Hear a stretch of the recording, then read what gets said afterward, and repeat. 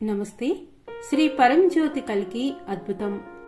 హైదరాబాద్కు చెందిన ఎం చక్రపాణి గారు తనకు జరిగిన అద్భుతాన్ని ఇలా పంచుకుంటున్నారు.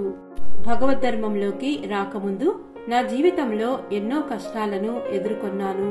నేను కాలువాపుతో బాధపడేవాడిని.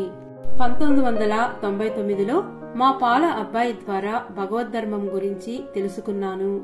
ఏకత్వ విశ్వవిద్యాలయంలో నిర్వహిస్తున్న 2 రోజుల ప్రక్రియకు పాల్గొనవలసినదిగా ఆయన నన్ను కోరారు. నేను కాలు నొప్పితో బాధపడుతున్నప్పటికీ ఆ కార్యక్రమంలో పాల్గొని మంచి ఆరోగ్యం కోసం ప్రార్థించాను. ఆ కార్యక్రమం తర్వాత నేను వైద్యుని వద్దకు వెళ్లాను. ఆయన సూచించిన మందులు వేసుకోవాలని, లేని పక్షంలో నా కాలు మొత్తం పోయే ప్రమాదం ఉందని చెప్పారు. 1 వారం తరువాత నేను మళ్లీ అతనిని కలిశాను. నయమైన నా కాలు చూసి అతను ఆశ్చర్యపోయారు. 1 వారంలో ఏ మందులు నా కాలును నయం చేయలేవని ఆయన అన్నారు.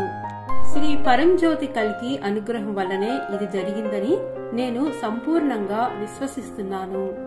నాకు సంపూర్ణ ఆరోగ్యాన్ని ప్రసాదించిన జై బోలో శ్రీ పరంజ్యోతి కల్కి జై. అనంత కోటి పాద ప్రణామములు శ్రీ పరంజ్యోతి కల్కి.